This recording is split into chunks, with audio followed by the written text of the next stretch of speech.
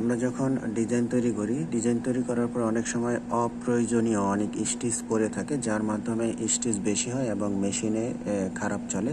এই জন্য আমরা কিভাবে এই কাজটা করব সমাধান, সেটা হচ্ছে কিবোর্ড থেকে শিফট প্লাস এল চাপ দেব। শিফট প্লাস এল চাপ দিলে এই অপশনটা ওপেন হবে। এই অপশনটা ওপেন হবে।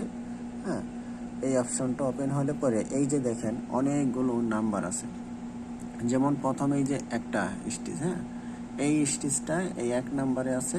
আমি গ্রুপ করে রাখছি দেখে যে এতগুলো স্টিচ আছে। এখানে যখন আপনি যে এই নাম্বারের এখানে এই পাশে কোনো সংখ্যা থাকবে না, এই পাশে যেখানে কোনো সংখ্যা থাকবে না, তাহলে সেটাকে আপনি ক্লিক দিবেন। এই যেভাবে ক্লিক দিবেন। যদি ধরেন এই যে এখানে 180টা স্টিচ আছে, এখানে যদি কোনো স্টিচ না থাকে, জিরো থাকে, সেক্ষেত্রে আপনি এখানে একটা ক্লিক দিলে এই স্টিচটাকে ক্লিক দিলে সিলেক্ট হয়ে যাবে এবং ডিলিট করে ফেলবেন।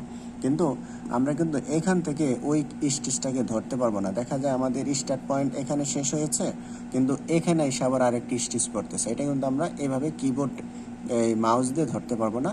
এটাকে এইভাবে এই যে অবজেক্ট টাইপ স্টিচ, এটা থেকে আমাদের কিবোর্ড থেকে শিফট প্লাস এল চাপ দিলে এই অপশনটা ওপেন হবে। ঠিক আছে, ওখানে আসার পরে আমরা এখানে এই যে দেখবো, এইভাবে দেখা যায় যদি এই যে যেমন এখানে 1 নাম্বার 2 নাম্বার সিরিয়াল দেওয়া আছে না, কিন্তু এটার ডান পাশে দেখেন স্টিচ দেওয়া আছে। সবগুলোই কিন্তু আমার স্টিচ আছে, এখানে কোনো ফলস স্টিচ নাই, আজে বাজে কোনো খারাপ মানে ওই স্টিচগুলো নাই।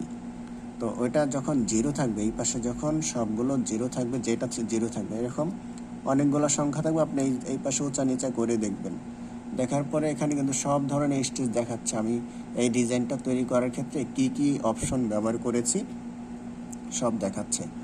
যেখানে কোনো স্টিচ না থাকবে, জিরো থাকবে, সেটাকে এভাবে ধরে সিলেক্ট করবেন, এরপর কিবোর্ড থেকে ডিলিট করে দেবেন। আর এই বিষয়টা দেখে অবশ্যই যদি কোনো উপকার হয়, আরেকজনকে উপকার করার উদ্দেশ্যে এই ভিডিওটি ছড়িয়ে দেবেন, যাতে আরেকটা ভাই শিখতে পারে। অসংখ্য ধন্যবাদ এতক্ষণ আমার সাথে থাকার জন্য।